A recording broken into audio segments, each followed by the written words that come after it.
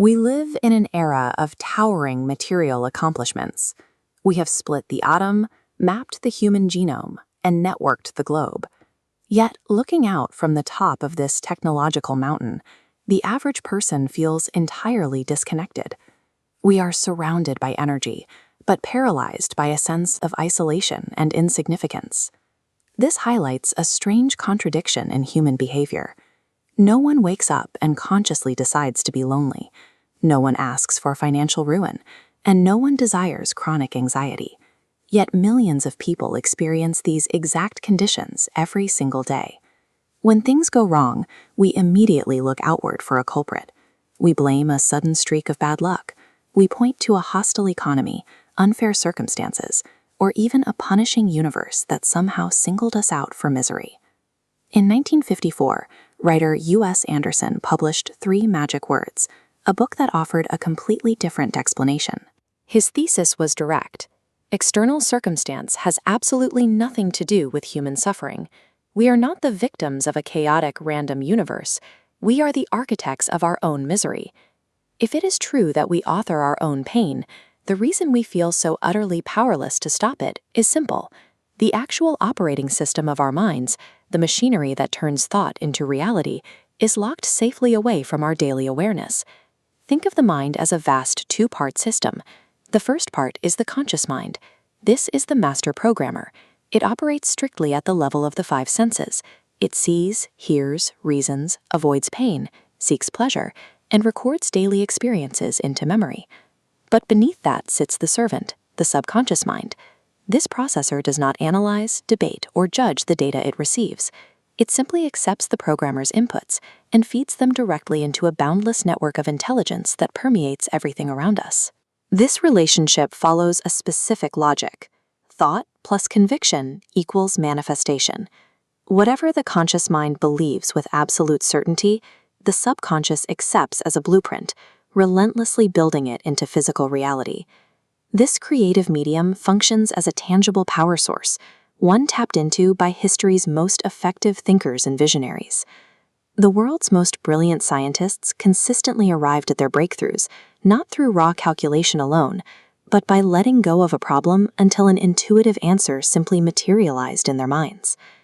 The foundational philosophers of human history were describing the exact same process when they spoke of accessing higher planes of truth and universal forms. The subconscious is an indiscriminate builder.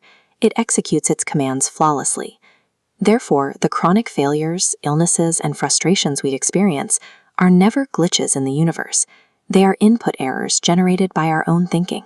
The discrepancy between what we want and what we experience exists because our memory is deeper than we realize. From the moment of birth, the infant mind acts as an unshielded recorder of every sensation.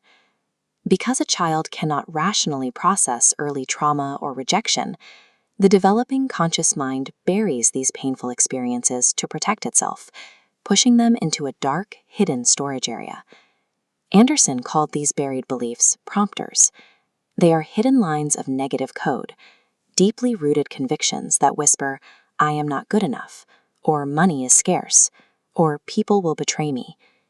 Because they carry the emotional weight of absolute conviction, the subconscious flawlessly executes these hidden prompters. It takes our deepest unacknowledged fears and manifests them directly into our daily lives. For centuries, humanity has struggled to understand why bad things happen to good people. Lacking an understanding of these internal mechanisms, we personified our manifested fears, labeling them as demonic forces, absolute evil, or cosmic punishment. Andersen himself confronted this illusion during World War II.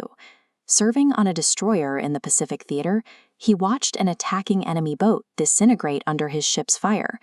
The event represented a resolution of forces, devoid of absolute good or evil, outside of the viewer's own perspective. The universal mind does not know good or evil. It does not invent poverty, engineer disease, or build a literal hell to punish its creations. It only reflects the blueprints it is given. What we call bad luck is actually a perfectly functioning feedback loop.